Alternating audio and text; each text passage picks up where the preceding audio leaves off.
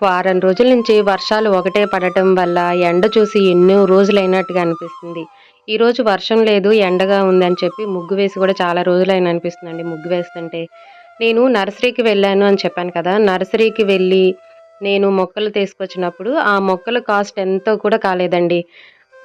మహా అయితే 300 అంతే. అంతకు మించి నేను ఒక్క రూపాయి కూడా పెట్టలేదనమాట. కానీ ఆ నర్సరీకి వెళ్ళినప్పుడు అక్కడ ఏం జరిగిందో తెలీదు కానీ, మొక్కలకి వెళ్ళి వచ్చిన తర్వాత 3 రోజుల తర్వాత నా మొహం మీద అంతా చిన్న చెమటకాయ గుల్లల్లాగా వచ్చేసి మొత్తం దురదలాగా వచ్చేసిందనమాట. మొత్తం అలర్జీ టైప్ వచ్చేసింది. కానీ బాడీ మొత్తం రాలేదు. ఓన్లీ ఫేస్ వరకే వచ్చిందనమాట. హాస్పిటల్‌కి వెళ్తే గాని డాక్టర్లు చెప్పలేదు.